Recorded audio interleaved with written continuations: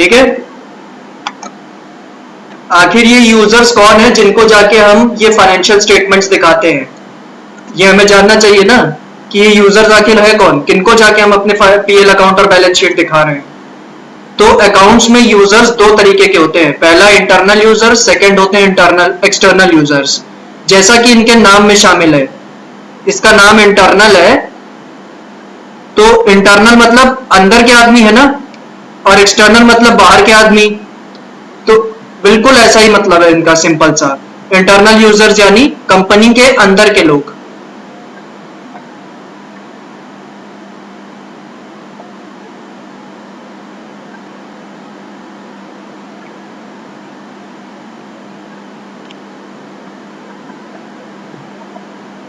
और external users यानी company के बाहर के लोग।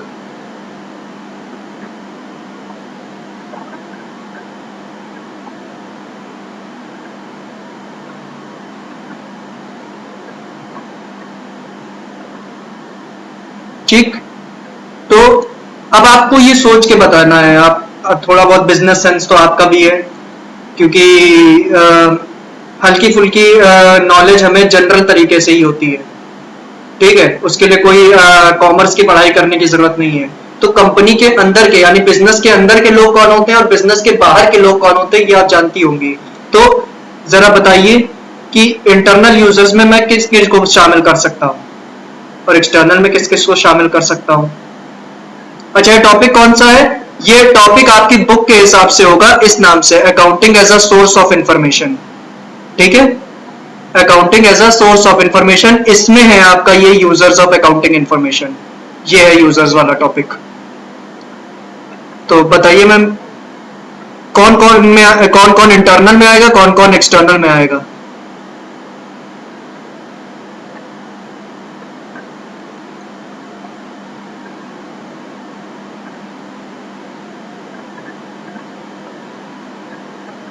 बिल्कुल टॉप से शुरू करते हैं मैम। कंपनी में सबसे बड़ी पोजीशन किसकी होती है? उस कंपनी के मालिक की, है ना? या बिजनेस भी ले ले तो उस बिजनेस के मालिक की, यानी ओनर तो पक्का पक्का इंटरनल ही है, क्योंकि वो अंदर का ही आदमी है, उसी के पैसे पे बिजनेस चल रहा है। तो ओनर क्या हुआ? इंटरनल हुआ। ठीक है, हाँ। अभी आप कह रही थी इंप्लॉइज जो काम कर रहे हैं ना, उसको आप क्या कह रहे हैं? इंटरनल है। पर मैम आप कंपनी के अंदर तो काम कर रहे हैं। हाँ, ये बात बिल्कुल सही है, वो अंदर ही है, दिन भर अंदर ही बैठा रहता है। लेकिन मैम ये बताइए, क्या उसके पास कॉन्फिडेंशियल इंफॉर्मेशन होती हैं कंपनी की? कंपनी के अंदर का आदमी, कहने का मेरा मतलब ये है कि कंपनी के में क्या हो रहा है क्या नहीं हो रहा है, हर एक ए टू जेड बात उसको पता होनी चाहिए, उस व्यक्ति को। तो क्या ये एम्प्लॉयज को पता होती है? उसको तो जो कहा जाता है वो कर देता है और उसके बदले वो सैलरी ले लेता है। तो आप उसको अंदर का आदमी कहेंगे कि बाहर का आदमी कहेंगे? क्योंकि अंदर का आदमी सिर्फ उससे कहा जाएगा जिसको कंपनी के बारे में ए टू जेड सब कुछ नॉलेज हो उस कंपनी की। एम्प्लॉयज को तो होगी नहीं, तो अगर एम्प्लॉयज इंटरनल नहीं हुआ तो फिर वो क्या हुआ? एक्सटर्नल हुआ। और बताइए मैम, चलिए मैं आपसे एक एक नाम पूछता हूँ, आप बताइए वो इंटरनल है कि एक्सटर्नल है। मैं कहूँ, जो हमारे डेटर है यानी कस्टमर, डेटर, कस्टमर को हम डेटर्स कहते हैं, ठीक है, वो इंटरनल मानेंगी आप कि एक्सटर्नल मानेंगी? एक्सटर्नल है ना, क्योंकि बाहर की है, मैं तो ऐसे बाहर के हैं, सामान खरीद के जा रहे हैं, उसका पैसा दे देंगे बस। तो वो एक्सटर्नल हुए। क्रेडिटर्स बताइए, क्रेडिटर्स कौन होते हैं? जिन जो लोग हमें सामान सप्लाई करते हैं ना, उसको हम अकाउंट्स की भाषा में क्रेडिटर्स कहते हैं।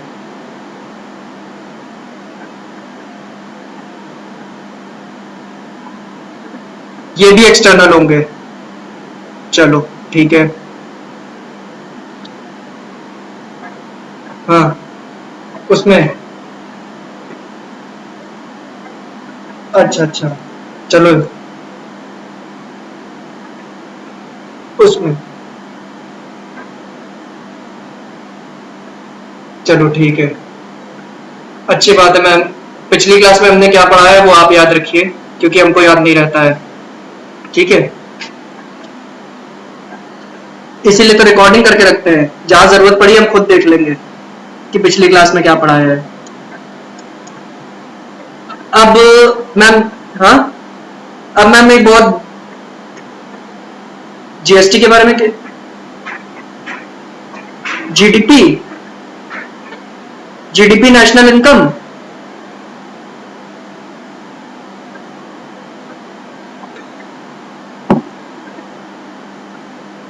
हाँ, जीडीपी जो होता है वो आपका ग्रॉस डोमेस्टिक प्रोडक्ट होता है। ये जीडीपी के बारे में मैंने उस दिन बताया था क्या?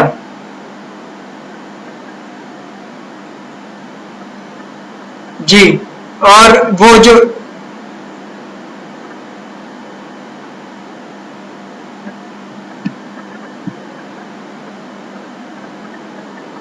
जी जी,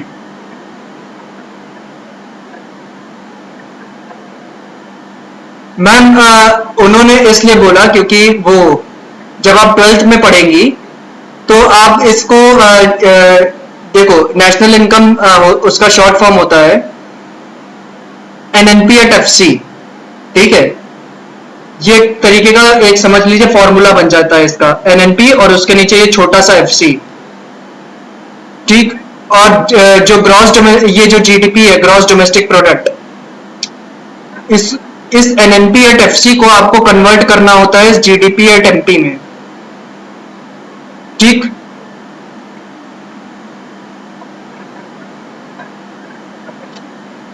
क्लियर है?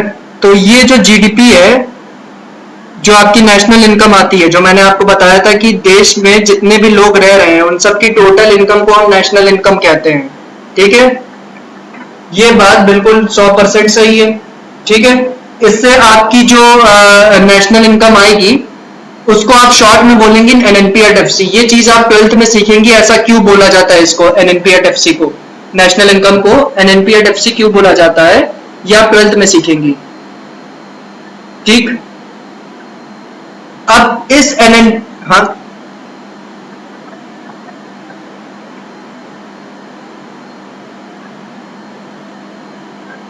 क्या, देखो नेशनल इनकम प्योरली जीडीपी नहीं होती है, क्योंकि नेशनल इनकम को जीडीपी बनाने के लिए इसमें से कुछ चीजें माइनस करनी होती हैं, जैसे कि डिप्रिसिएशन।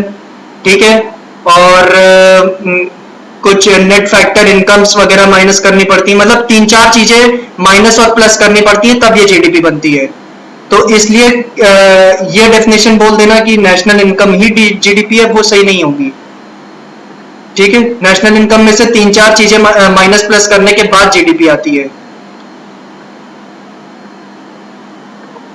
क्या, मैंने ये कहा होगा कि देश में जितने लोग रह रहे हैं सबकी टोटल इनकम को नेशनल इनकम कहा जाता है।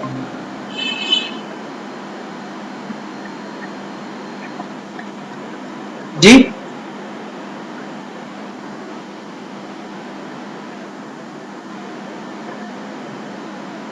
स्क्रीन चली गई, आ रही है?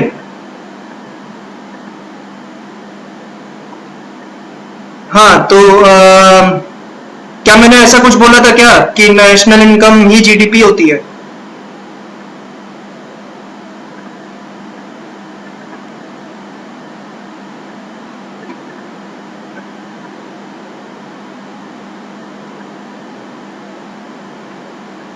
हाँ, तो ये कहा ना, एक तरीके से होती है। मैंने एक थोड़ी कहा कि नेशनल इनकम ही होती है, क्योंकि नेशनल इनकम जो होता है, अब मैं इसको डीप नहीं जा सकता क्योंकि ये ट्वेल्थ का टॉपिक है। इसको समझाने के लिए मुझे ये सारी चीजें बतानी पड़ जाएंगी, जो कि ऑब्वियसली नहीं बता सकते। तो मतलब ये समझ लीजिए, नेशनल इनकम जो होता है, इसमें से तीन चार चीजें एडजस्ट करने के बाद जीडीपी बनता है। ठीक है,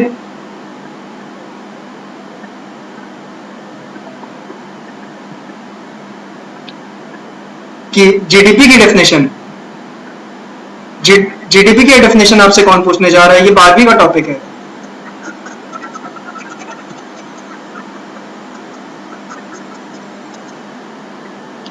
अरे तो अभी के लिए आप यही बोल सकती हैं जो देश के टोटल नेशनल इनकम होती है उसमें से आप कुछ चीजें एडजस्ट करनी पड़ती हैं like depreciation, net factor income from abroad, और उसको वो सब एडजस्ट करने के बाद आपका ग्रॉस डोमेस्टिक प्रोडक्ट यानी जीडीपी आता है। ठीक है, मतलब जो आपने डेफिनेशन अपने सर को सुनाई थी देश के सारे लोगों की टोटल इनकम को नेशनल इनकम कहा जाता है, उसके आगे आपको ये भी लिखना पड़ेगा कि उसमें कुछ एडजस्टमेंट्स करने पड़ेंगे like depreciation, net factor income from abroad etcetera. ठीक है, दो एडजस्टमेंट और है, टैक्सेस और एक और था, एक का मैं नाम भूल गया हूं। मैं तीन एडजस्टमेंट मुझे याद है, एक मैं भूल गया हूं, एक के लिए मुझे बुक देखनी पड़ेगी। तो ये जो चार एडजस्टमेंट्स थे, ये चार एडजस्टमेंट एडजस्ट करने के बाद जो हमें प्रोडक्ट प्राप्त होता है वो हमारा जीडीपी होता है। ठीक है,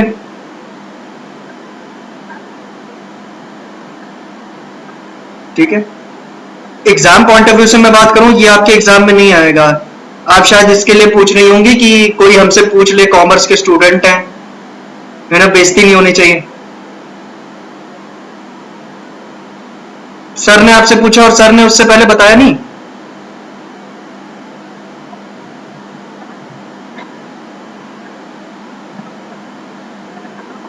अरे चलो कोई नहीं, सर से कहो ये फालतू की बातें ना बताइए, 12वीं का टॉपिक है, 12वीं में पढ़ लेंगे। वो तो मैंने उस दिन आपको इसलिए बताया कि मैं माइक्रो इकोनॉमिक्स और मैक्रो इकोनॉमिक्स में फर्क करना सिखा रहा था। ठीक है, ये टॉपिक तो मैं खुद नहीं पढ़ाने वाला हूं आपको 11वीं में, क्योंकि जैसे कि मैं अभी बताने जा रहा था कि इसमें कई एग्रीगेशन बतानी पड़ती हैं, तब आपको ये सब जीडीपी, नेशनल इनकम ये सब समझ में आएगा। तो वो सब समझाने के लिए समय कहाँ है इस समय। तो फिर भी अगर आपसे कोई जीडीपी पूछना चाहे तो आप यही बता सकती हैं अभी के लिए कि देश की जो टोटल इनकम है उसमें से कुछ एडजस्टमेंट्स करने पड़ते हैं like depreciation, net factor income from abroad, taxes etcetera. इन ये सभी एडजस्टमेंट करने के बाद जो हमें प्रोडक्ट प्राप्त होता है उसको हम कहते हैं जीडीपी। ठीक है, और कोई नेशनल इनकम पूछता है तो कह देना देश में जितने लोग कमा रहे हैं उन सबकी टोटल इनकम को मिला के नेशनल इनकम कहा जाता है। ठीक, अभी के लिए इतना बहुत है, और ज्यादा डीप में जानने की कोई किसी को चुल मची हो तो उससे कह दीजिएगा 12वीं में पढ़ के बता देंगे। और ठीक है, अब इसको आगे बढ़ाएं मैम, इंटरनल एक्सटर्नल। सबसे पहले तो आपने बेइज्जती करवा दी हमारी क्लास में, गलत बात है, बेइज्जती नहीं करवाई थी, मैंने वो चीज पढ़ाई नहीं है अभी, और मैं इस साल पढ़ाऊंगा भी नहीं, अगले साल पढ़ाऊंगा आपको। चलिए, डेटर क्रेडिटर हो गया ना। अब बताइए जरा, जो टैक्स अथॉरिटीज होती है, हाँ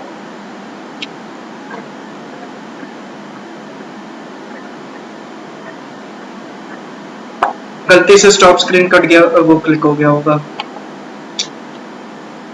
सर आप तो स्कूल्स के बुढ़े सर से ऐसे से, उनसे भी नहीं ठीक से चलाया जाता इंटरनेट, आपसे भी नहीं ठीक से चलाया जाता। नहीं मैम, उनसे तो बेहतर ही चला लेते हैं हम। चलिए, अब ये बताइए, जो गवर्नमेंट की टैक्स अथॉरिटीज होती है, जो टैक्स वसूलती है, आपको पता है उनको क्या कहते हैं? जो लोग टैक्स वसूल लेते हैं। हर्षद मेहता की अभी जो वो आई थी वेब सीरीज स्कैम 1992, वो देखी आपने? अरे मैम इकोनॉमिक्स पढ़ने जा रही है, वो जरूर देखिए इकोनॉमिक्स। हाँ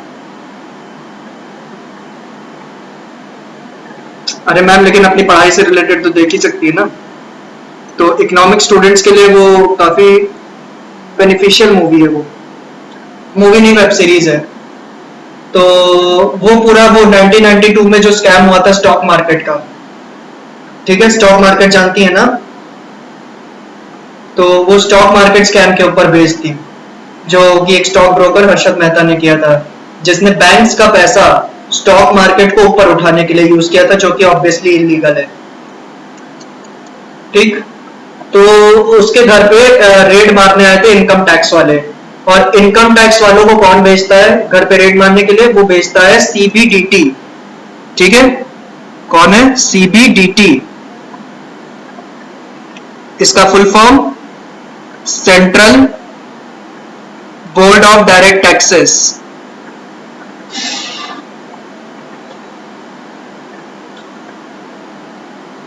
जैसे कि मैंने उस दिन आपको बताया था एक चीज कि टैक्स दो प्रकार के होते हैं, direct tax, indirect tax. Direct tax में केवल इनकम टैक्स आता है, और इनडायरेक्ट टैक्स में कितने टैक्स आते हैं बताओ जरा, ना बताओ। जीएसटी और एक और है कस्टम ड्यूटी। ठीक है, तो जो हर्षद मेहता के घर रेड मारने गए थे वो सीबीडीटी वालों ने भेजा था इनकम टैक्स ऑफिसर्स को रेड मारने। ठीक। और जो दूसरा विभाग होता है सीबीईसी होता है, वो central board of excise and customs. ये होता है जीएसटी और कस्टम ड्यूटी का बोर्ड। जिन लोगों से कस्टम ड्यूटी और जीएसटी वसूलना होता है उनके घर रेड मारने यहां से लोग जाते हैं। ठीक है, तो ये जो दो अथॉरिटीज हैं, किसी भी बिजनेस हाउस का इन दोनों से रिश्ता रहेगा, क्योंकि उन्हें इनकम टैक्स भी भरना होगा, जीएसटी भी भरना होगा। तो ये दोनों जो अथॉरिटीज हैं, ये इनको आप क्या कहेंगी? ये हमारे लिए इंटरनल यूजर है कि एक्सटर्नल यूजर है? क्योंकि बिजनेस की फाइनेंशियल पोजीशन ये भी जानना चाहेंगे, क्योंकि जितनी ज्यादा बिजनेस को प्रॉफिट होगा उतना ज्यादा इन लोग को टैक्स मिलेगा।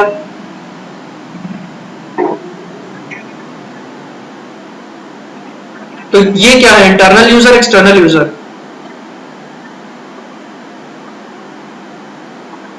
हाँ, एक्सटर्नल ही हुए। कंपनी की ए टू जेड इंफॉर्मेशन इनके पास नहीं है। हाँ सर, लेकिन आपने तो कहा ये सारी इंफॉर्मेशन जानने के इच्छुक होते हैं। इच्छुक तो होते हैं पर सब नहीं जान सकते, केवल कंपनी के फाइनेंशियल अकाउंट्स जान सकते हैं रेड मार के, कि कंपनी को कितना प्रॉफिट वगैरह हो रहा है, ये बातें जान सकते हैं। देश की सरकार कई बार क्या करती है, बिजनेस जो हाउसेस होती हैं उनको मोटिवेट करने के लिए कई बार ग्रांट देती है, सब्सिडी देती है। ठीक है, तो वो जो सब्सिडी की अमाउंट होती है वो बिजनेस हाउसेस को दी जाती है ताकि वो क्या कर सके, बिजनेस करने के लिए मोटिवेटेड रह सके। ज्यादातर ये छोटे बिजनेसेस को दी जाती है। तो ये जो गवर्नमेंट है, ये क्या हुआ, ये भी एक्सटर्नल यूजर हुआ कि इंटरनल हुआ? हाँ, एक्सटर्नल ना, गवर्नमेंट।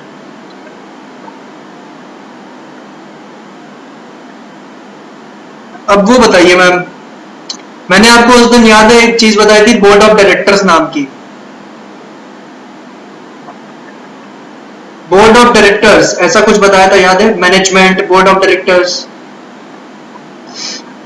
नहीं बताया है? नहीं बताया है? नहीं बताया है, चलो कोई बात नहीं। देखो, कंपनी के जो मालिक होते हैं, कोई भी कंपनी ले लो, रिलायंस, टाटा, ठीक है, कंपनी के जो मालिक होते हैं उनको कहा जाता है शेयर होल्डर, यानी वो व्यक्ति जिसने शेयर खरीदा है। जैसे रिलायंस का शेयर जिसने भी खरीदा है वो शेयर रिलायंस का मालिक, टाटा का शेयर जिसने भी खरीदा है वो टाटा का मालिक। ठीक। और क्योंकि ये मालिक कहीं से भी हो सकते हैं इंडिया में, और ये बड़े बिजी लोग होते हैं, तो इनके पास इतना समय नहीं होता कि ये कंपनी के डे टू डे काम संभाल सके।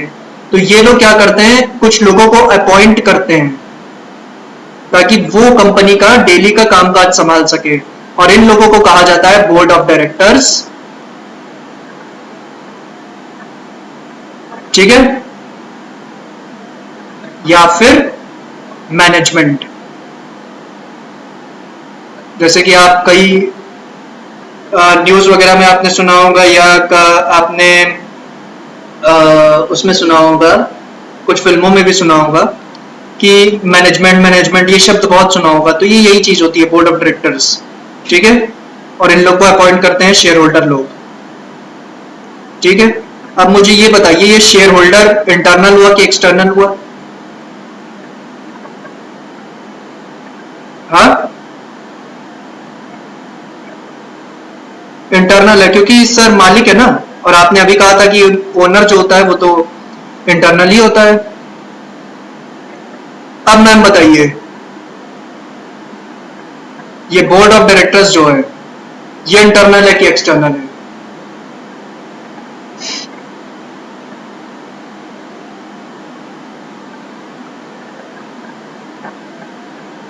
ये एक्सटर्नल है।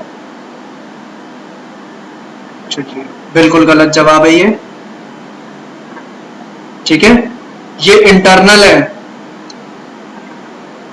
मैम ये बताइए, इन लोगों के पास तो समय ही नहीं है कि ये कंपनी का कामकाज संभाल सकें, तो कंपनी का सारा कामकाज कौन संभाल रहा है, टॉप लेवल से लेकर लोअर लेवल तक? ये बोर्ड ऑफ डायरेक्टर्स ही तो संभाल रहे हैं। तो क्या इनको कंपनी, हाँ,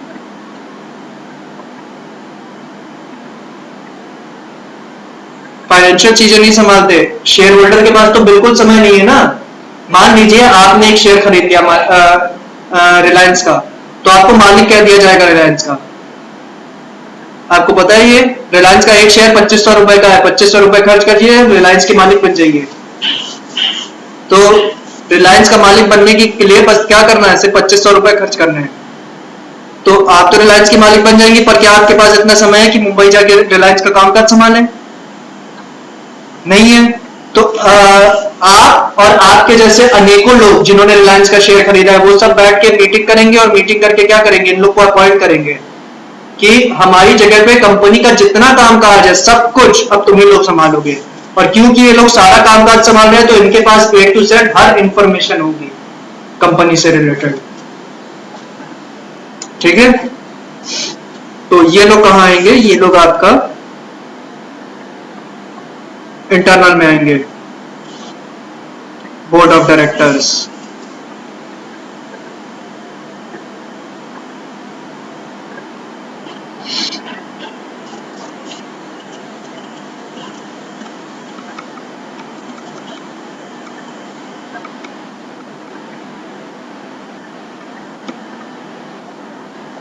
अच्छा, एक एक बड़ी रोचक बात है इसमें,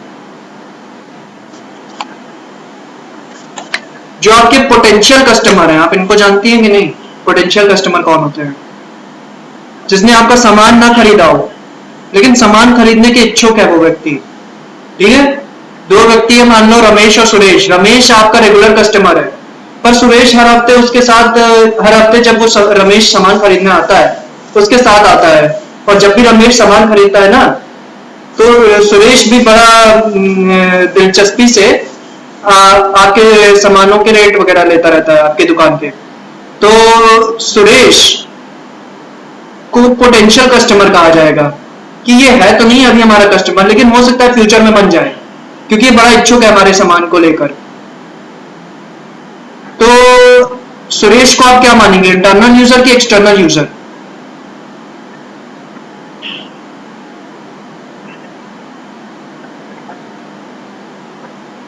हाँ सर, क्योंकि डेटर यानी कस्टमर, जब कस्टमर खुद एक्सटर्नल है तो ये पोटेंशियल कस्टमर भी तो एक्सटर्नल ही होगा। चलो, दो तो और पूछ लेते हैं, बताओ।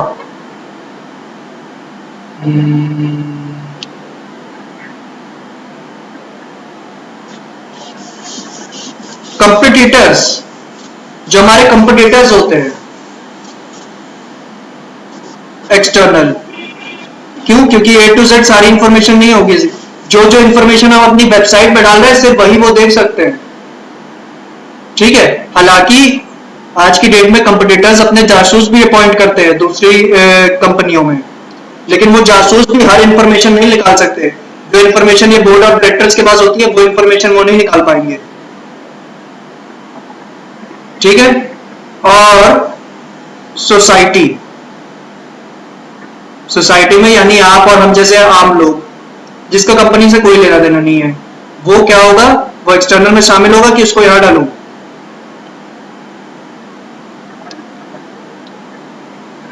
सर हम तो किसी कीमत पे इंटरनल नहीं है, हमें क्या पता रिलायंस टाटा के बारे में। ठीक है मैम, तो इंटरनल एक्सटर्नल यूजर आप समझ गई ना। अब ये वाला जो पूरा टॉपिक है आपको समझ में आ गया है, तो इसको बुक से रीडिंग आप घर पे मारेंगी, है ना।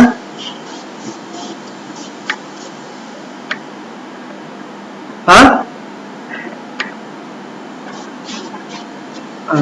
पीडीएफ की फोटो, यही बुक आपके पास भी होगी, डीके गोयल। ये वाला जो यहां से शुरू हुआ है, accounting as a source of information, ठीक है। यूजर्स ऑफ अकाउंटिंग, ये देखिए इंटरनल यूजर, इंटरनल में ओनर्स एंड मैनेजमेंट, फिर एक्सटर्नल यूजर्स, और एक्सटर्नल में यही सब आ गए, potential investors, short term creditors, long term creditors, employees, tax authorities, government, social responsibility, यानी ये सोसाइटी वाला जो लास्ट में मैंने डिस्कस किया अभी, पब्लिक कंपटीटर्स, ठीक है। फिर रीड तो मार ही सकती हैं आप, और इसमें ज्यादा कुछ बताने का है नहीं। मैंने आपको डिफरेंशिएट करना सिखा दिया, इंटरनल एक्सटर्नल कौन होता है, ठीक। यहाँ जो अंदर इन्होंने बात लिखी है, ये जैसे टैक्स अथॉरिटी के बगल में ये सब लिखा है, कंपटीटर्स के बगल में ये सब लिखा है, तो ये उस वर्ड को डिफाइन कर रहा है कि कंपटीटर्स कौन होते हैं, टैक्स अथॉरिटीज कौन होती हैं, ठीक है। मेरे ख्याल से आपको ये डिफाइन करने की तो जरूरत है नहीं कि कंपटीटर कौन होता है या टैक्स अथॉरिटी कौन होती है। खैर, टैक्स अथॉरिटी तो डिफाइन कर ही दिया था क्योंकि उसकी एक्सप्लेनेशन की जरूरत थी, ठीक है। पर गवर्नमेंट और सोसाइटी, इन सब की डेफिनेशन की जरूरत थोड़ी है ना।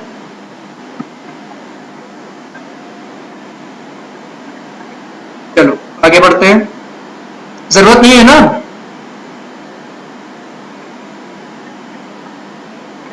हाँ ठीक है, वो बिल्कुल बता दीजिएगा। मतलब इसकी डेफिनेशन दी भी नहीं जा सकती ना, गवर्नमेंट को हम गवर्नमेंट के नाम से ही तो जानते हैं, ठीक है। सोसाइटी को हम सोसाइटी के नाम से ही तो जानते हैं। चलो एडवांटेजेस पढ़ते हैं कि अकाउंटिंग करने के एडवांटेज क्या होते हैं। आज इस चैप्टर को हम लोग पूरी तरह खत्म कर देंगे ताकि कल से हम लोग अपना अकाउंटिंग टर्म शुरू कर सकें। इस चैप्टर की एग्जाम में वेटेज होगी आपकी 2 to 4 मार्क्स।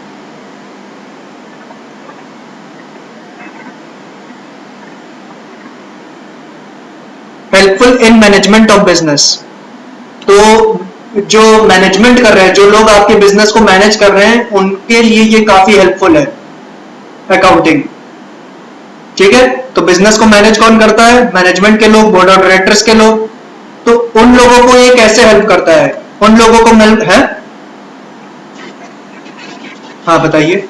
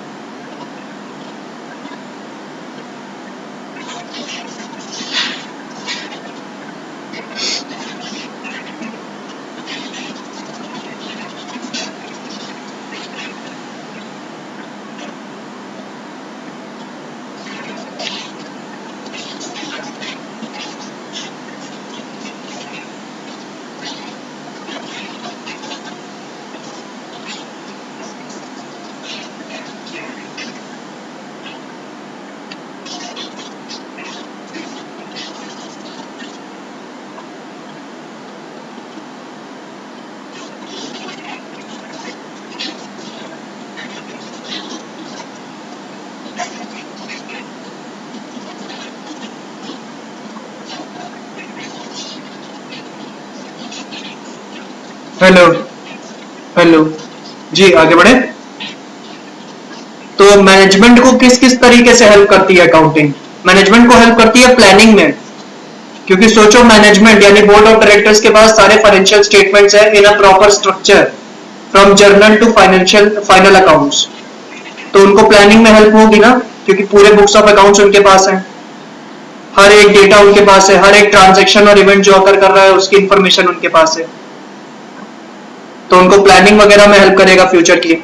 सेकंड, उनको डिसीजन लेने में हेल्प करेगा, डिसीजन मेकिंग में हेल्प करेगा,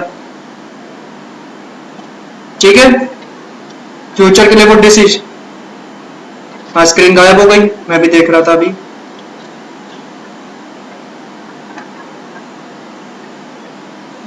तो डिसीजन मेकिंग में हेल्प लेगा ना मैम? हाँ स्क्रीन गायब हो गई मैम, लेकिन ये तो जनरल बात करना है ना।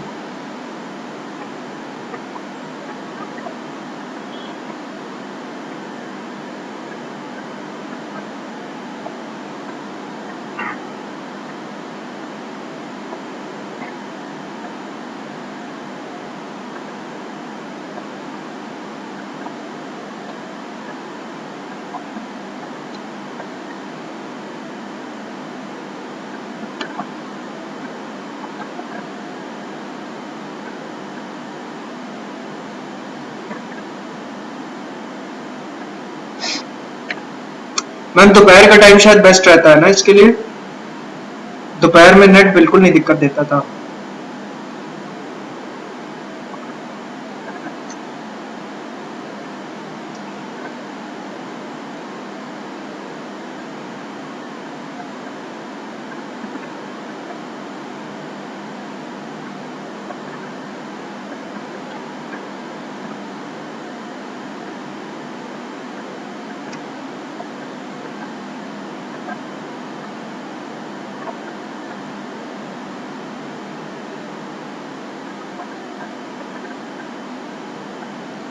मैम पता नहीं, देख रहे हैं, एक सेकेंड।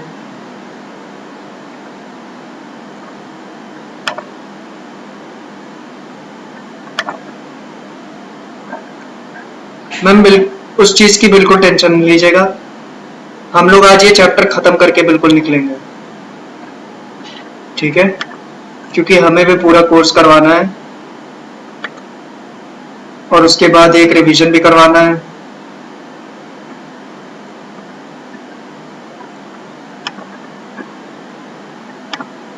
और इस साल मैक्सिमम पढ़ाई तो ऑनलाइन मोड पे ही होनी है।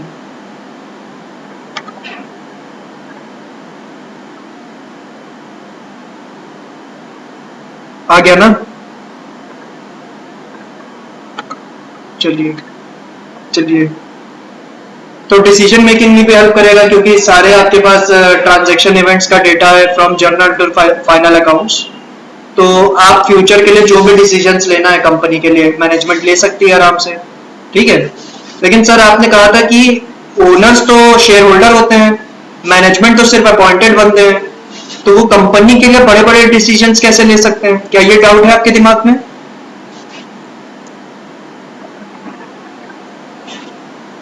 मैंने अभी कहा था ना कि शेयर होल्डर मालिक होता है कंपनी का, और मैनेजमेंट वाले यानी बोर्ड ऑफ डायरेक्टर्स वाले तो सिर्फ उनके अपॉइंट किए हुए बंदे हैं जो सिर्फ कंपनी का कामकाज संभाल रहे हैं शेयर होल्डर की गैर मौजूदगी में।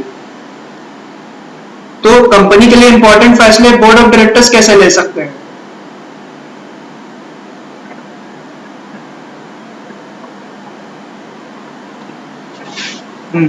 सलाह नहीं मैम, वो उनके पास पूरा हक होता है कि वो क्या करे, डिसीजंस ले सके।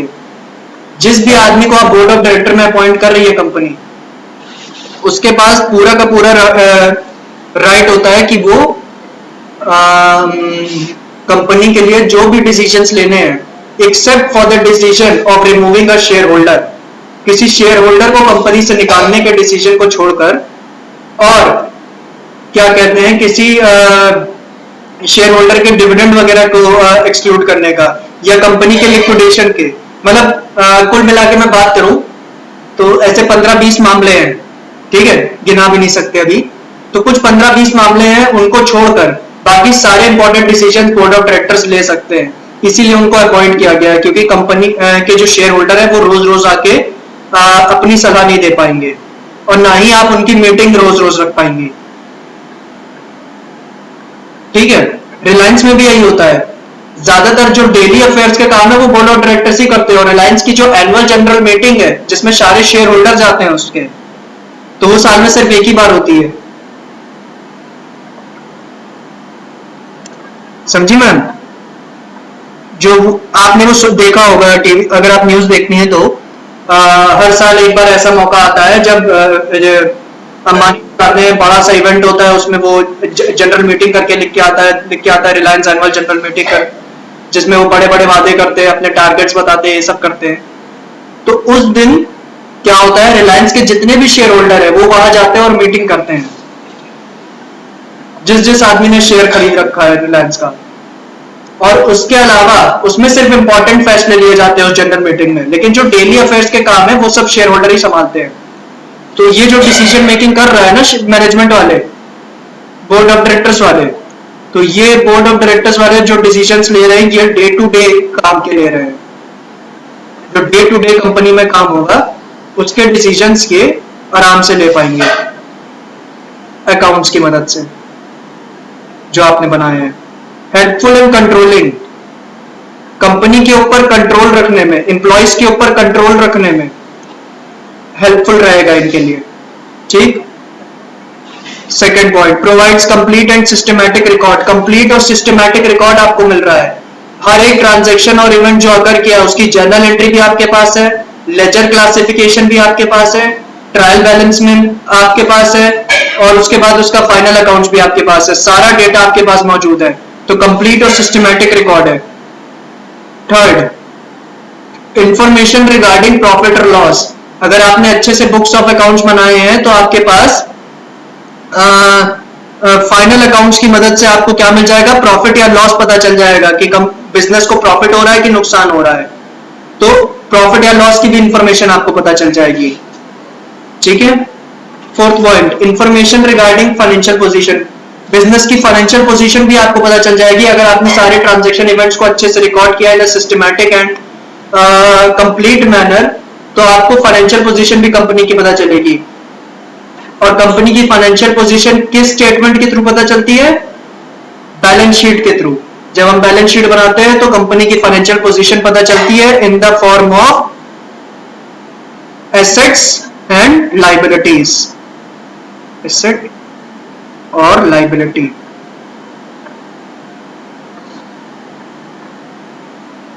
ठीक है। एनेबल्स कंपैरेटिव स्टडी, ठीक। अगर आप ठीक से अकाउंटिंग कर रही हैं, बुक्स ऑफ अकाउंट्स हर साल बना रही हैं, तो उससे आपको कंपैरेटिव स्टडी करने में मदद मिलेगी। और ये कंपैरेटिव स्टडी मैंने आपको करके दिखाया था एक जगह, शायद पिछली अकाउंट्स क्लास में करके दिखाया था। कैसे किया था मैम, याद है?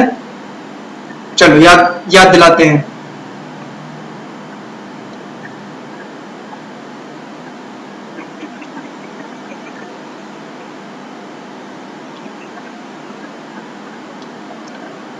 मैंने आपको कहा था कि मान लो किसी कंपनी बिजनेस को 2020-21 का जो साल है उसमें प्रॉफिट हो रहा है 40,000 रुपए, तो ऐसे ही 19-20 में कुछ प्रॉफिट हुआ होगा, मान लो 45,000। 18-19 में कुछ प्रॉफिट हुआ होगा, मान लो 42,000। और 21-22 में कुछ प्रॉफिट होगा,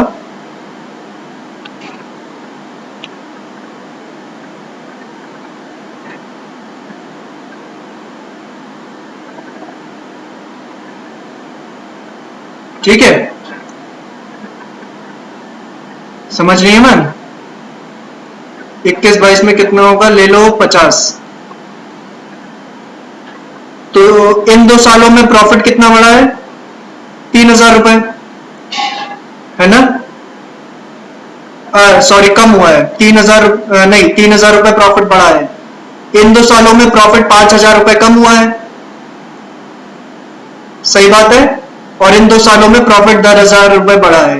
तो यही तो है मैम कंपैरेटिव स्टडी, कि आप 2 सालों के बीच कंपैरिजन कर सकते हैं कि प्रॉफिट बढ़ रहा है कि घट रहा है हमारा। ठीक है। अब कोई जो ज्यादा जानकार व्यक्ति नहीं है वो तो कहेगा कि 4 साल में प्रॉफिट हो रहा है, अरे वाह बढ़िया बात है, कंपनी बहुत बढ़िया है। लेकिन आपको ये भी तो देखना चाहिए कि वो प्रॉफिट पिछले साल के मुकाबले बढ़ रहा है कि घट रहा है, क्योंकि अगर बढ़ रहा है तो कंपनी प्रोग्रेस कर रही है, और अगर घट रहा है तो कंपनी डिक्लाइन कर रही है। ठीक है। आप ऐसे चार्ट्स देखनी है ना, ये सब चार्ट्स, ये लाइन ग्राफ वाले चार्ट्स, तो ऊपर जाने का क्या मतलब है, कंपनी प्रोग्रेस कर रही है, अगर नीचे जा रही है तो कंपनी डिक्लाइन कर रही है। तो अगर कंपनी का प्रॉफिट कम हो रहा है तो इसका मतलब कंपनी का ग्राफ नीचे जा रहा है, तो कंपनी डिक्लाइनिंग पोजीशन पे आ रही है। उसमें कंपनी को कुछ ना कुछ चेंजेस करने की जरूरत है ताकि वो उसका कर्व ऊपर जा सके, वो प्रोग्रेस कर सके। ठीक है, तो आप कंपैरेटिव स्टडी कर सकती है अकाउंटिंग डेटा की हेल्प से। Clear ma'am? हाँ,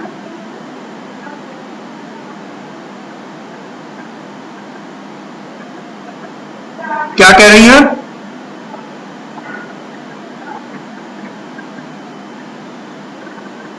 मैम आदत हो गई है, अब कुछ कर नहीं सकते। वैसे नाम क्या है आपका?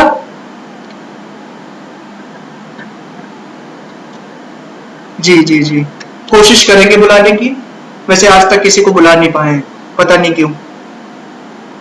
ये हमारे टीचर की आदत थी जिन्होंने हमें अकाउंट्स पढ़ाई थी। वो हमें सर सर कह के बुलाते थे, तो हमें भी ऐसी आदत पड़ गई है। ठीक, तो आप कंपैरेटिव स्टडी समझ गई ना कैसे करते हैं हम? इसी कंपैरेटिव स्टडी पे 12th में टॉपिक है कंपैरेटिव स्टेटमेंट। वो ऐसा ही टॉपिक है, उसमें आप इसी तरह कंपैरिजन करेंगे। 11th में प्रैक्टिकली आप कोई चीज नहीं देखेंगे ऐसा जिसमें हम 2 साल का डेटा एक साथ मैनेज कर रहे हैं, 12th में देखेंगे। लेकिन आप मतलब समझ गए कि ये किया कैसे जाता है। आगे बढ़ते हैं अब।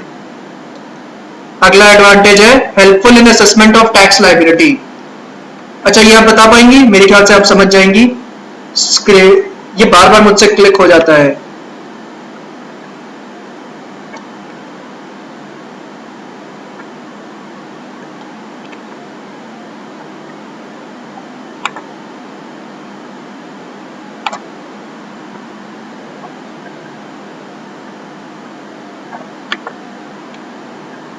हाँ, मैं कह तो रहा हूँ ये बार बार मुझसे ही क्लिक हो जाता है, स्टॉप स्क्रीन वाला। खैर मैम, ये जो अगला पॉइंट है हमारा helpful in assessment of tax liability, क्या आप बता पाएंगी ये कि टैक्स लायबिलिटी कैसे हेल्प करता है अकाउंट्स डिटरमाइन करने में? टैक्स लायबिलिटी का मतलब समझ रही ना, एक साल में हमें कितना टैक्स भरना है, तो ये चीज निकालने में हमें अकाउंट्स कैसे हेल्प कर सकता है?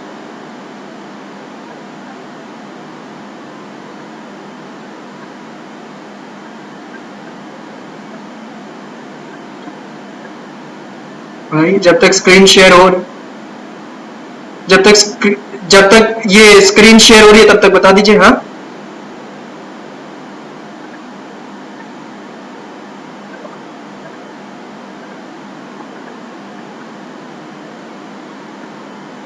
रिकॉर्ड करना पड़ रहा है?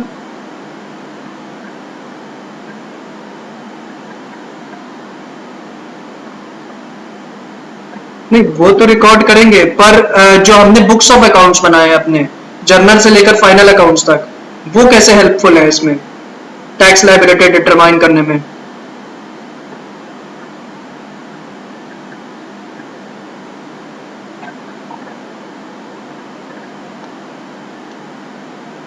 जी बिल्कुल मैम, जितना ज्यादा जिस बिजनेस का प्रॉफिट होगा उतना ज्यादा उसे टैक्स भरना पड़ेगा। ठीक है, और जितना कम उसका प्रॉफिट होगा उतना कम उसे टैक्स भरना पड़ेगा। तो ये प्रॉफिट लॉस डिटरमाइन कहाँ से होता है? बुक्स ऑफ अकाउंट्स ही तो होता है, जब हम बुक्स ऑफ अकाउंट्स बनाते हैं। तो ये बुक्स ऑफ अकाउंटिंग हमें टैक्स लायबिलिटी डिटरमाइन करने में इसी तरीके से हेल्प करती है कि हम क्या कर सकते हैं, अपना प्रॉफिट लॉस डिटरमाइन कर सकते हैं प्रॉफिट एंड लॉस अकाउंट बना के। और उससे क्या होगा,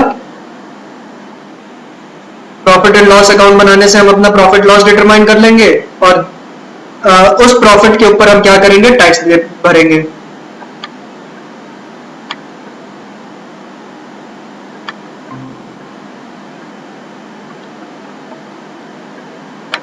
ठीक है, चलिए, तो इस तरीके से टैक्स लायबिलिटी निकालने में हमें हेल्प करता है अकाउंट्स। नेक्स्ट बढ़ते हैं।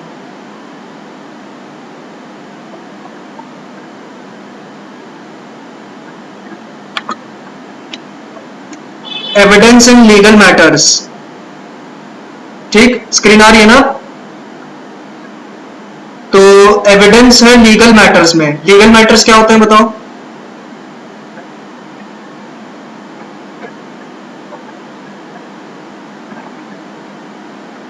हाँ, किसी से कोई मतलब कोर्ट में कोई दिक्कत आन पड़ी जो जिसकी वजह से हमें कोर्ट जाना पड़ रहा है।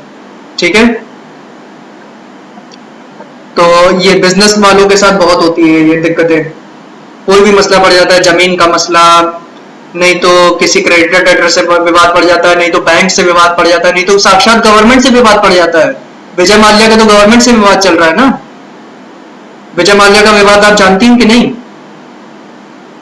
विजय माल्या ने करोड़ों का लोन लिया था पंजाब नेशनल बैंक से, ठीक है। हमारा भी बैंक वही है, हम उस समय बड़ा टेंशन में थे, कहीं पीएनबी के पास पैसा ना कम पड़ जाए। लेकिन तो विजय माल्या ने करोड़ों का लोन लिया था और वो लोन लेके वो भाग गया था विदेश। तो आज तक वो लोन पीएनबी रिकवर नहीं कर पाया है। हालांकि उसमें से कुछ हिस्सा, मान लीजिए 40 से 50% हिस्सा पीएनबी ने विजय माल्या का घर वगैरह बेच के रिकवर किया है, लेकिन फिर भी पूरा पैसा नहीं रिकवर हो पाया। 50 से 60% अभी भी नहीं रिकवर हो पाया है। तो इसलिए विजय माल्या पे कई केस चल रहे हैं, पीएनबी ने किया हुआ है वो केसेस, और इसीलिए सरकार भी उसको ढूंढ रही है। सरकार ने भी कई केसेस कह रखे हैं, उसको भगोड़ा घोषित कर रखा है, पर क्योंकि अब वो यूके में है तो, और इसलिए उसको लाने में अब बहुत दिक्कतें पड़ रही हैं। क्योंकि कोई भी अगर दूसरे देश पहुंच जाता है, और खासकर उस देश की अगर उसके पास सिटीजनशिप है, तो उनके सिटीजन को उठाना बहुत मुश्किल बात होती है। तो ये वही लीगल मैटर्स हैं। तो यहां मैं आपको एग्जांपल दे रहा था, जब सरकार से हमारा कोई लीगल मैटर चल रहा हो, जैसे विजय माल्या का सरकार से ही लीगल मैटर चल रहा है, सरकार पूरी ताकत लगा रही है ताकि उसको देश में वापस लाया जा सके, क्योंकि उसने देश को चूना लगाया है। और मतलब 1-2 करोड़ का भी नहीं, 100-200 करोड़ का चूना है ये। तो ऐसे ही किसी नॉर्मल बिजनेस के लिए भी बहुत सारे लीगल मैटर्स होते हैं, जिसकी वजह से उसको कोर्ट ऑफ लॉ में डालना पड़ता है। और कोर्ट ऑफ लॉ में आपको कई एविडेंस देने पड़ते हैं ना, अपने आप को बेगुनाह साबित करने के लिए। तो उसमें से एक एविडेंस आपके बुक्स ऑफ अकाउंट्स भी तो हो सकते हैं, तो एक एविडेंस के रूप में भी ये काम आता है। Next, facilitate sale of business. आपको हो सकता है लगे कि सर ये कैसे पॉसिबल है, कोई बिजनेस वाला बेचा कैसे जा सकता है। पर मैम आपने वो नहीं सुना था, व्हाट्सएप ने जब अपना बिजनेस फेसबुक को बेचा था, ये खबर सुनी थी कि नहीं? तो मैम प्रैक्टिकली आप मानती है ना कि बिजनेस बेचे जा सकते हैं। एक कंपनी दूसरी कंपनी को खरीद सकती है, एक बिजनेस दूसरे बिजनेस को खरीद सकता है, ठीक है। और अगर रिसेंट में बात करें किसने किसको खरीदा है, मोटोरोला, गूगल ने मोटोरोला को खरीदा था, ठीक। तो ऐसे ही कोई भी कंपनी किसी दूसरी कंपनी को एक्वायर कर सकती है, और वहां एक्वायर करने में आपको बुक्स ऑफ अकाउंट्स देखने पड़ेंगे, क्योंकि बाहरी दुनिया के लिए तो क्या है, फेसबुक ने व्हाट्सएप को खरीदा, पर वास्तविकता क्या है, फेसबुक ने व्हाट्सएप की एसेट्स और लायबिलिटीज खरीदी है। क्योंकि कंपनी की पूरी फाइनेंशियल पोजीशन किसके ऊपर निर्भर होती है, एसेट और लायबिलिटी के ऊपर। तो अगर कोई कंपनी अपना बिजनेस दूसरी कंपनी को बेच रही है, तो वो एक्चुअल में अपनी एसेट्स लायबिलिटीज बेच रही है दूसरी कंपनी को, ठीक है।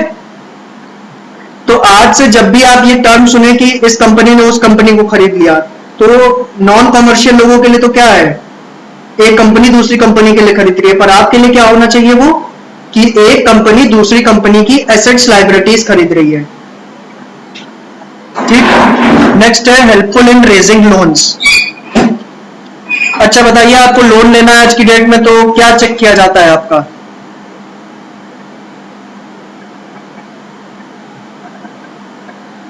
कमाई, हाँ ये तो चेक किया जाता है, साथ ही साथ क्रेडिट स्कोर चेक किया जाता है, क्रेडिट रेटिंग, ठीक है। और वो क्रेडिट रेटिंग कैसे बनेगी आपकी, जब आपके बुक्स ऑफ अकाउंट्स में अच्छा खासा प्रॉफिट दिखा रहा हो, ठीक, लगातार दिखा रहा हो कि अच्छा प्रॉफिट हो रहा है, तो उससे अच्छी क्रेडिट रेटिंग बनेगी, तो आपको लोन लेने में आसानी होगी, आप आराम से लोन रेज कर सकती हैं। नेक्स्ट है हेल्पफुल इन पार्टनरशिप अकाउंट्स।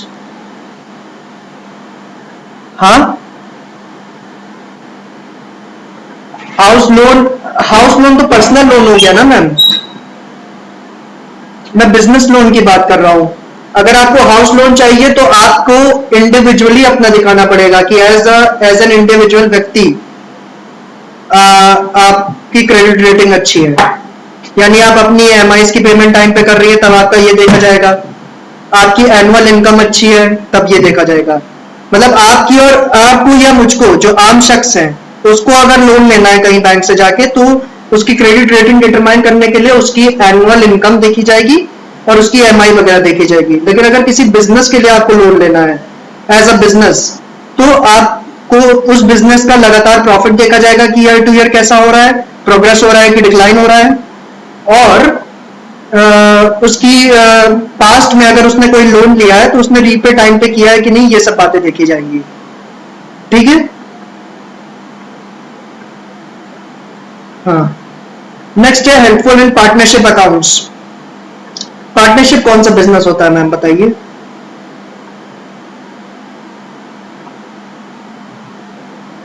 अरे मैम बिल्कुल बढ़िया है, ये आपने कॉमर्स में पढ़ा ना। हाँ, कॉमर्स में इस चैप्टर तक पहुंच गई हैं आप, पार्टनरशिप तक। हाँ मैम, उसी की ये बिल्कुल डिट्टो आपने डेफिनेशन बोली है, टू और मोर देन टू पर्सन्स जिसमें इन्वॉल्व हो, ओनर्स हो, वो पार्टनरशिप अकाउंट होती है। और खुद ही सोचिए, दो या उससे अधिक मालिक है उस बिजनेस के, तो क्या इसमें वो इशू नहीं आएगा कॉन्फ्लिक्ट का?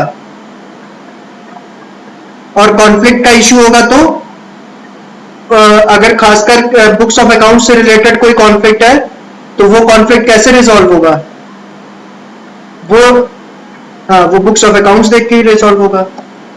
और लास्ट तो बहुत कॉमन सा है कि prevention and detection of errors and frauds, उसमें हेल्पफुल होता है ये।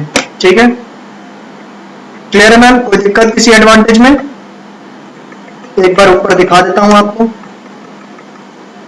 ये देखिए, स्क्रॉल कर रहा हूं नीचे तक, किसी पॉइंट में कोई दिक्कत तो बताइए, नहीं तो आगे बढ़ते हैं।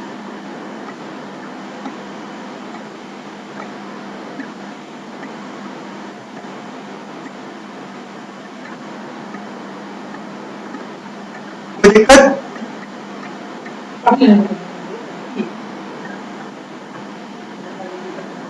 Comparative study, books of accounts हमें कंपैरेटिव स्टडी में कैसे हेल्प करते हैं? आपने प्रॉफिट लॉस के, जैसे मान लो ये हमारा करंट ईयर है, ठीक है, ये ना मानो, ये मानो ये वाला हमारा करंट ईयर है, ठीक है, 21-22। इस साल में हमें इतना प्रॉफिट हो रहा है, और इससे पहले के 3 सालों में हमें इतना प्रॉफिट हो रहा है, 42, 45, 40। ठीक है। हाँ, क्या कह रही हैं? अच्छा, समझ में आ गई ना प्रोग्रेस डिक्लाइन वाली बात? ठीक है, चलिए।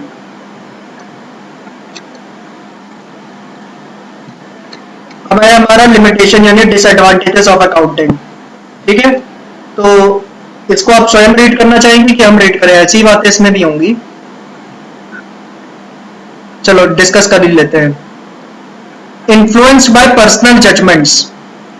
पहला डिसएडवांटेज क्या है अकाउंटिंग का, कि ये पर्सनल जजमेंट से इन्फ्लुएंस होता है, क्योंकि अकाउंटेंट कोई एक इंडिविजुअल व्यक्ति तो है, अगर उसने कह दिया कि ये काम करो तो करो, ये मेथड अडॉप्ट करो तो करो, आपको करना पड़ेगा, है ना। अगर उसने कह दिया कि जैसे डेप्रिसिएशन निकालने के 10 मेथड होते हैं मैम, तो उस 10 में से कोई एक मेथड अडॉप्ट करो, यही आपकी कंपनी के लिए अच्छा है, तो आपको वो अडॉप्ट करना पड़ेगा। वैसे ही स्टॉक वैल्यू करने के भी 4 मेथड होते हैं, 4 में से उसने जो कह दिया वो अडॉप्ट करना पड़ेगा आपको। तो पर्सनल जजमेंट के ऊपर इन्फ्लुएंस हो रहा है ना ये एक जजमेंट डिसएडवांटेज है इसका। ठीक है, नेक्स्ट है based on accounting concepts and conventions. Concept तो हुआ मतलब मैम रूल्स, कि कई सारे अकाउंटिंग कॉन्सेप्ट्स के ऊपर बेस्ड है, बहुत सारे अकाउंटिंग कॉन्सेप्ट है, ये एक डिसएडवांटेज है। और कन्वेंशन का मतलब है परंपराएं जो हमने खुद बनाई है। देखिए, कॉन्सेप्ट तो मतलब रूल है, जो कि क्या कहते हैं, अकाउंटिंग स्टैंडर्ड बोर्ड है जिसने बना दिया है आपके लिए, कि आपको वो रूल्स तो फॉलो करने ही करने हैं। तो वो भी बहुत सारे हैं, 10-12 रूल्स हैं, तो वो रूल्स एक तो फॉलो करो, और उसके बाद जो हमारे और आपके जैसे अकाउंटेंट्स हैं, उन्होंने खुद से कई सारी परंपराएं बना दी, उन परंपराओं को हम कहते हैं अकाउंटिंग कन्वेंशंस। तो वो अकाउंटिंग कन्वेंशंस तक हमें फॉलो करनी पड़ती हैं, तो इसलिए बहुत सारे रूल्स रेगुलेशंस हो जाते हैं जो हमें अकाउंट्स में फॉलो करनी पड़ती है, ये एक लिमिटेशन है इसका। ठीक है, फर्क करना जरूरी है। थर्ड चैप्टर जो हम पढ़ेंगे उसमें ये फर्क करना ही सीखेंगे, कॉन्सेप्ट और कन्वेंशन प्रिंसिपल में क्या फर्क होता है। कॉन्सेप्ट, कन्वेंशन, प्रिंसिपल, इन तीनों की डेफिनेशन आपको एक जैसी लगेगी, ठीक है, लेकिन इन तीनों में माइन्यूट डिफरेंस होता है, वो थर्ड चैप्टर में देख लेंगे।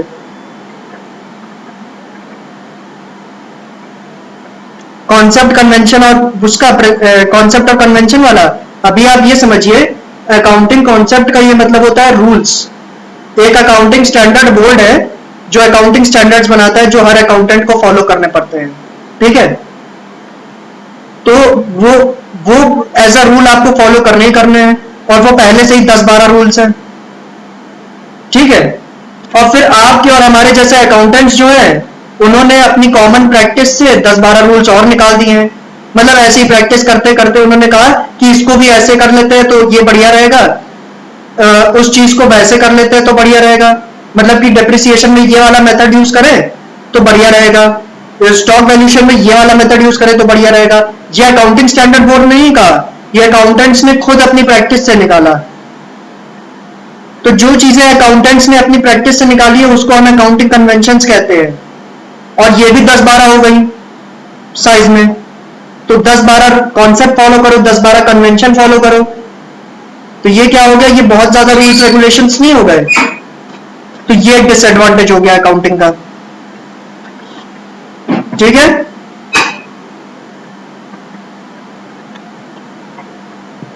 चलो, थर्ड डिसएडवांटेज है कि इनकम्प्लीट इंफॉर्मेशन है, कि बिजनेस का एक्चुअल प्रॉफिट लॉस तो तभी जाना जा सकता है ना जब बिजनेस बंद हो जाए, है ना।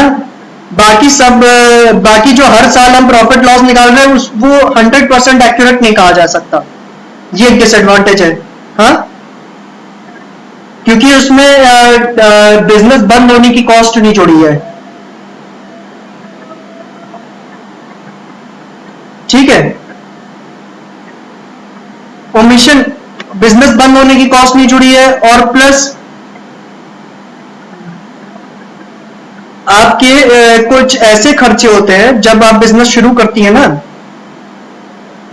तो बिजनेस को स्टार्ट करने के लिए कुछ खर्चे करने पड़ते हैं वो आपको, और वो खर्चे आप बिजनेस की लाइफ टाइम उसको राइट ऑफ करती रहती हैं। ये आप सीखेंगे अभी अकाउंट्स में आगे, इसको कहते हैं प्रिलिमिनरी एक्सपेंस, सुना है ये नाम, प्रिलिमिनरी, हाँ, कैपिटल नहीं, बिजनेस शुरू करने के लिए कॉस्ट होती है, मतलब बिजनेस का रजिस्ट्रेशन वगैरह करवाना, कोर्ट में जो फीस वगैरह लगती है वो सब, तो इन सबको मिला के हम कहते हैं इनकॉर्पोरेशन कॉस्ट या प्रिलिमिनरी एक्सपेंस। और वो जो एक्सपेंस होता है ना, बिजनेस के लाइफ टाइम हम थोड़ा थोड़ा प्रॉफिट लॉस से घटाते रहते हैं उसको, ठीक है। तो इस वजह से भी जो हर साल प्रॉफिट लॉस आ रहा है वो एक्चुअल प्रॉफिट लॉस नहीं है, एक्चुअल प्रॉफिट लॉस से बिजनेस के खत्म होने पे ही देखा जा सकता है, ठीक है।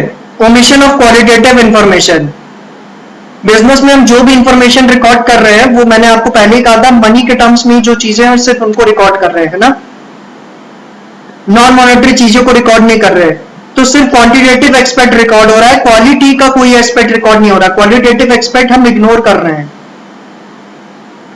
ठीक है, हाँ। ओमिशन मतलब भूल रहे हैं, नहीं रिकॉर्ड कर रहे हैं, इग्नोर कर रहे हैं। तो क्वालिटी को तो हम वैसे ही इग्नोर कर रहे हैं ना, क्योंकि अकाउंट्स में हमने पहली चीज ही यही पढ़ी कि मनी के अलावा किसी भी चीज को रिकॉर्ड नहीं करना है यहाँ, ठीक है। तो ऐसे में reputation of business, cordial management, labour relations, यानी लेबर और मैनेजमेंट में रिश्ते कैसे हैं, ये सब जो नॉन मॉनेटरी चीजें ये सब तो रिकॉर्ड ही नहीं होती अकाउंट्स में। बिजनेस का रेपुटेशन कितना अच्छा है मार्केट में, अच्छा है कि बुरा है, ये सब बातें रिकॉर्ड ही नहीं होती। सिर्फ बिजनेस के खर्चे कैसे हैं, एक्सपेंस, इनकम कैसा है, सिर्फ यही बातें रिकॉर्ड होती हैं, सही बात है। तो क्वालिटेटिव एक्सपेक्ट नहीं रिकॉर्ड होता, ये एक डिसएडवांटेज है इसका। Based on historical cost, historical cost क्या होता है मैम, शायद बताया था आपको कि नहीं बताया था। हिस्टोरिकल कॉस्ट का मतलब होता है मैम जिस कॉस्ट पे हम किसी चीज को खरीदते हैं, जैसे कि आपके पास मोबाइल फोन किस कंपनी का है,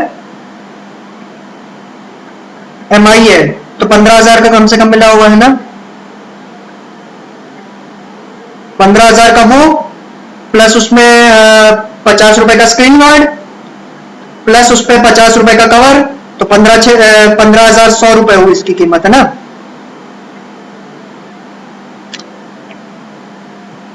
बताइए आपका MI का जो फोन है वो पड़ा आपको 15K का, उस पे जो स्क्रीन गार्ड आप लगवा रही हैं वो पड़ा 500 रुपीज का, और 500 कह रहे हैं 50 रुपीज का, और उस पे जो कवर लगवा रही हैं वो पड़ा 50 रुपीज का। तो आप इस मोबाइल फोन को क्या कहेंगी, वो आपको कितने का पड़ा है, 15,000 रुपए का या 15,100 रुपए का? 15,100 रुपए का। तो यही इस मोबाइल फोन की कॉस्ट है, ठीक है, हिस्टोरिकल कॉस्ट इसे ही कहा जाएगा। हाँ, मतलब जब आपने उस चीज को खरीदा है, उस एसेट को खरीदा है, तो वो एसेट को खरीदते समय उसके ऊपर जितना भी खर्चा आपने किया है वो भी उसकी कॉस्ट में जुड़ जाता है, उसकी परचेज प्राइस में जुड़ जाता है, ठीक है। और लास्ट पॉइंट है affected by window dressing. Window dressing का मतलब ये होता है मैम, कई बार कुछ बिजनेस इतना लॉस में चल रहे होते हैं कि वो झूठ मूठ का अपनी एक फर्जी फाइनेंशियल स्टेटमेंट्स बना देते हैं, अपनी फर्जी प्रॉफिट एंड लॉस अकाउंट और बैलेंस शीट बना देते हैं और ऐसा दिखाते हैं कि हमारा बिजनेस बहुत ही प्रॉफिट में है, ठीक है। इससे ये फायदा होता है उनको नए नए इन्वेस्टर्स मिल सकते हैं ऐसा झूठा मूठा दिखाने से, और ऑब्वियसली ये इलीगल है मैम, आप ऐसा नहीं कर सकती। अगर आप ऐसा करते हुए पकड़ी गई तो आपको मतलब बिजनेस तो बंद होगा ही, एज अ बिजनेसमैन आपको जेल में भी डाल दिया जाएगा, ठीक। तो ऐसा झूठ मूठ का फिगर दिखाने के आपको नए नए इन्वेस्टर्स मिल सकते हैं, तो इसलिए कुछ कंपनियां ऐसा करती हैं और इसी प्रोसेस को विंडो ड्रेसिंग कहा जाता है। जी, अब आप बताइए कोई दिक्कत है इसमें?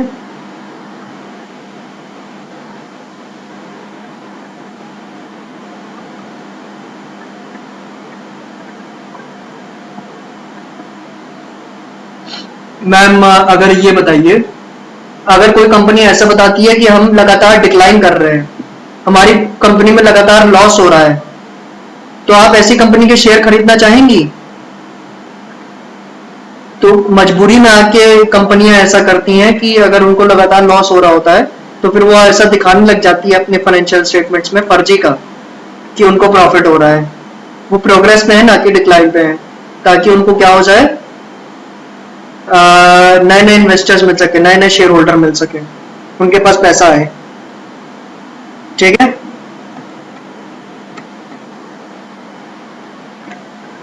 नेक्स्ट है अनसूटेबल फॉर फोरकास्टिंग,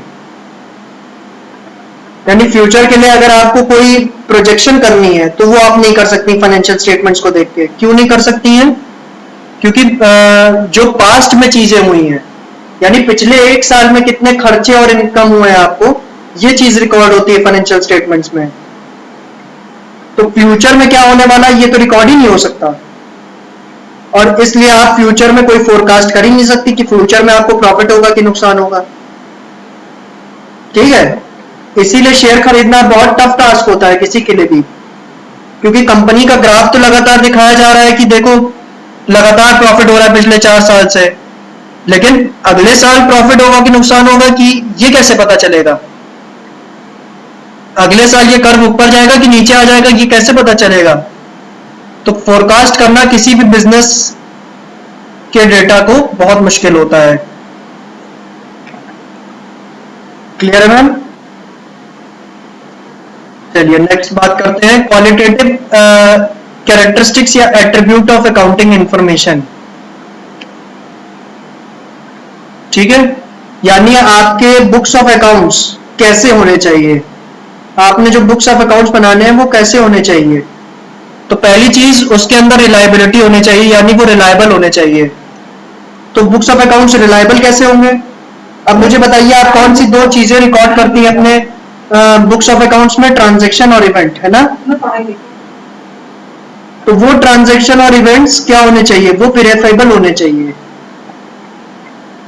यानी वो ट्रांजैक्शन और इवेंट जो आप अपनी बुक्स ऑफ अकाउंट्स में रिकॉर्ड कर रही हैं उसका कोई ना कोई सपोर्टिंग आपके पास होना चाहिए। सपोर्टिंग यानी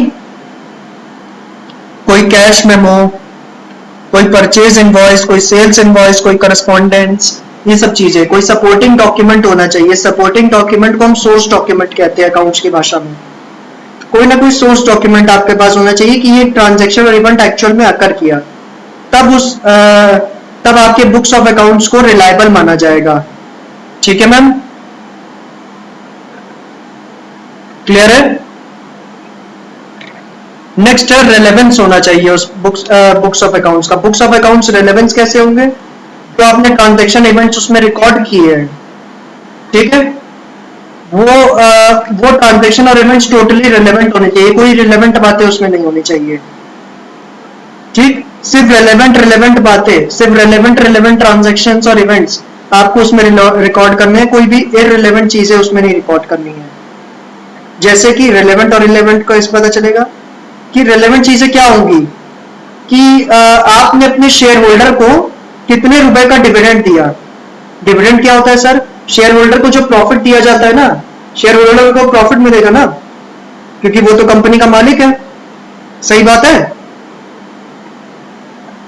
अभी मैंने बताया शेयर होल्डर कंपनी का मालिक होता है, तो शेयर होल्डर को तो प्रॉफिट मिलेगा, और शेयर होल्डर को जो प्रॉफिट मिलता है उसको हम कहते हैं डिविडेंड।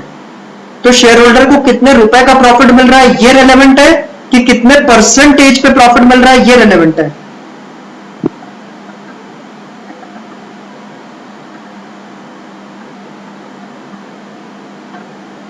नहीं मैम, कितने रुपए का मिल रहा है ये रिलेवेंट है, कितने परसेंटेज का मिल रहा है ये कहां से रिलेवेंट है? क्योंकि इसका तो अगर इंटरेस्ट वगैरह बांटना हो तो हमारे लिए रिलेवेंट है कितने परसेंटेज में मिल रहा है, लेकिन इंटरेस्ट थोड़ी देना है, हमें तो प्रॉफिट देना है ना। तो इसलिए रिलेवेंट क्या है कि कितने रुपए का डिविडेंड मिल रहा है, ना कि कितने परसेंटेज पे डिविडेंड मिल रहा है। कितने रुपए के हमारे पास डेटर्स हैं या फिर कितने नंबर ऑफ डेटर्स है, क्या रिलेवेंट है बुक्स ऑफ अकाउंट्स में दिखाना। मैम ये इररिलेवेंट है, कितने नंबर ऑफ डेटर्स है ये बात इररिलेवेंट है, क्योंकि बुक्स ऑफ अकाउंट्स में हमने आपको बताया था ना कि हम जो अकाउंटिंग करते हैं वो मॉनेटरी टर्म्स में करते हैं, मनी के टर्म्स में करते हैं। तो हमारे लिए तो ये रिलेवेंट है ना कितने रुपए के डेटर्स हमारे पास हैं, ना कि कितने नंबर ऑफ डेटर्स हमारे पास है। तो रिलेवेंट क्या है? कितने रुपए के डेटर्स हमारे पास है, ना कि कितने नंबर ऑफ डेटर्स। हाँ हाँ मैम, अकाउंटिंग का ड्रॉबैक तो हुआ, लेकिन अकाउंट्स का लेना देना सिर्फ पैसों से ही है, तो इसलिए ड्रॉबैक तो कह भी सकती है, नहीं भी कह सकती हैं आप। ठीक है, ये मजबूरी भी आप कह सकती हैं कि हम इस रिकॉर्ड नहीं कर सकते, क्योंकि अगर हम रिकॉर्ड करने बैठ गए तो ऐसे तो फिर हमें कई सारी चीजें रिकॉर्ड करनी पड़ जाएगी और फिर खिचड़ी बन जाएगी पूरी। तो इसलिए हमें कोई ना कोई अप्रोच तो यूज करनी थी, तो हमने मनी को ही मान लिया अपनी अप्रोच कि हम मनी बेसिस पे सब चीजें रिकॉर्ड करेंगे, हमारे लिए रुपए ही सब कुछ होगा। ठीक है, हाँ। वैसे अगर कोई बिजनेस चेक करना चाहे कि उसके पास कितने नंबर ऑफ डेटर्स हैं, तो वो अपने बैलेंस शीट में देख रहा है कि उसके पास 50,000 रुपए के डेटर्स हैं, और 50,000 रुपए के debtors equals to how many number of debtors अगर वो देखना चाहता है तो वो अपने वाउचर वगैरह देख ले जाके, तो उससे उसको पता चल जाएगा। ठीक है, चलिए, तो ये है रिलेवेंस कि इसमें हम केवल रिलेवेंट चीजें रिकॉर्ड करेंगे, इररिलेवेंट चीजें नहीं रिकॉर्ड करेंगे। थर्ड पॉइंट है अंडरस्टैंडेबिलिटी, कि जो आपने फाइनेंशियल स्टेटमेंट्स बनाए हैं, जो बुक्स ऑफ अकाउंट्स बनाए, वो अंडरस्टैंडेबल होने चाहिए, समझ में आने चाहिए। जो भी मेथड्स, जो भी टेक्निक्स आपने यूज किए हैं वो सब समझ में आने चाहिए। ठीक, इसके साथ साथ अगर कोई ऐसी बात है जिसके लिए आपको लगता है कि आपने फाइनेंशियल स्टेटमेंट्स बनाए, आपको लगता है कोई ऐसी बात है जिसके लिए आपको नोट्स देना चाहिए, तो उसके लिए आप एक्सप्लेनेटरी नोट्स भी दे सकते हैं। ठीक है,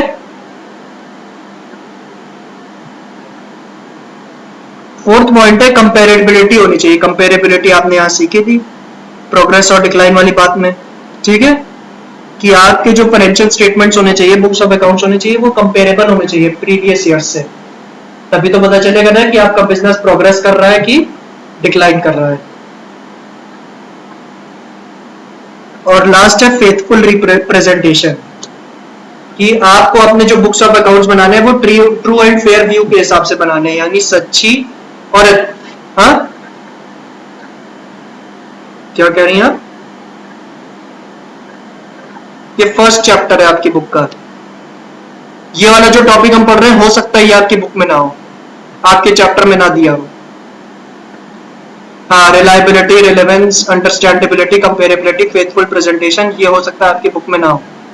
ठीक है, नहीं ये है इसी में, लेकिन आईसीएससी में ये नहीं होता है। ठीक है, लेकिन इंपॉर्टेंट है इसलिए बता दे रहे हैं, 5 ही मिनट लगेगा, पढ़ लीजिए। ठीक है, समझ। हाँ, ये सीबीएसई की पीडीएफ है। ठीक है मैम, तो फेथफुल प्रेजेंटेशन क्या है कि आपको अपने बुक्स ऑफ अकाउंट सच्ची और अच्छी इच्छा के साथ बनाने, यानी ट्रू एंड फेयर व्यू के हिसाब से बनाने हैं। ठीक है, कोई भी एरर फ्रॉड करने का नियत आपके अंदर नहीं होनी चाहिए, ये सब मतलब है इसका।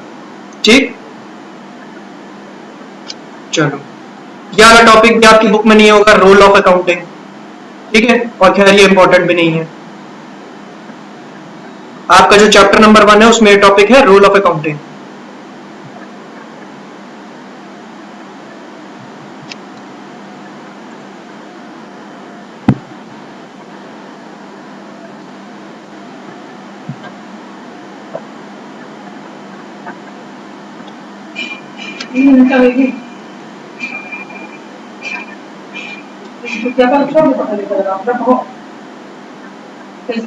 क्या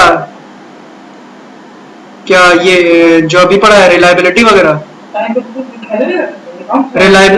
qualitative characteristics of accounting information, ये ना? जी, वैसे ही आपकी बुक में नहीं है तो आपसे पूछा नहीं जाएगा एग्जाम में, लेकिन फिर भी आप पढ़ना चाहती हैं तो इसका देख लेंगे। रोल ऑफ अकाउंटिंग ना, चलिए ठीक है, फिर ये आप रहने दीजिए, इंपॉर्टेंट भी नहीं है, और इसके बाद ये चैप्टर समाप्त हो गया है। ठीक है, हाँ मैम फालतू है, मैम फालतू है, इंपॉर्टेंट है नहीं इसीलिए नहीं बता रहे, पिछला वाला इंपॉर्टेंट था इसलिए बता दिया। सुनना चाहे सुन लीजिए कि अकाउंटिंग का रोल क्या क्या है, ये बता रहा है। अकाउंटिंग का रोल एज अ लैंग्वेज है, लैंग्वेज इसलिए है क्योंकि अकाउंटिंग बिजनेस की भाषा है, बिजनेस के नफा नुकसान ये सब चीजें बताती है, इसलिए इसको एज अ लैंग्वेज माना जाता है। अकाउंटिंग एक हिस्टोरिकल रिकॉर्ड होता है, पास्ट में क्या क्या हुआ है, पास्ट में कौन कौन से एक्सपेंसेस हुए हैं, इनकम्स हुए हैं, एसेट्स अकर की है, लाइबिलिटीज अकर की है, ये सब बताता है, तो इसलिए हिस्टोरिकल रिकॉर्ड है। Role of determining net profit है, कि नेट प्रॉफिट साल में कितना नेट प्रॉफिट हो रहा है ये आपको पता चलेगा अकाउंटिंग से। चौथा, role of determining the financial position, ये एक तरीके से आप समझ लीजिए एडवांटेजेस ही हैं। हाँ, कि आपको फाइनेंशियल पोजीशन जानने में मदद मिलेगी, वो कैसे पता चलती है? बैलेंस शीट बनाने से। रोल ऑफ इंफॉर्मेशन सिस्टम, कि पहले के जमाने में जो अकाउंटिंग का काम होता था वो तो पेपर वर्क पे होता था, ठीक है, जैसे आप करना सीखेंगे अभी 11वीं में, लेकिन आजकल सब कुछ टैली के ऊपर होता है, कंप्यूटर के ऊपर होता है। तो इंफॉर्मेशन सिस्टम का, कंप्यूटर्स का रोल कैसे बढ़ रहा है अकाउंट्स में, ये सब आपको ये अकाउंटिंग का रोल है। और लास्ट है रोल ऑफ सर्विस प्रोवाइडर, यानी अकाउंटेंट्स की जो सर्विस दे रहा है वो कौन देता है? अकाउंटेंट्स, चार्टर्ड अकाउंटेंट्स, ये सब लोग देते हैं। ठीक है, तो इन सब के लिए भी इंपॉर्टेंट है ये। ठीक है, समझ गए मैम? ठीक है, तो ये आपको शेयर कर देंगे इसका स्क्रीनशॉट खींच के। बाकी फर्स्ट चैप्टर के लिए इतना ही है, कल हम लोग सेकंड चैप्टर अपना शुरू करेंगे।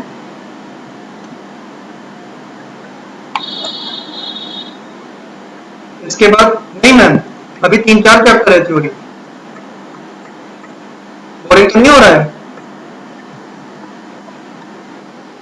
इसके बाद हमें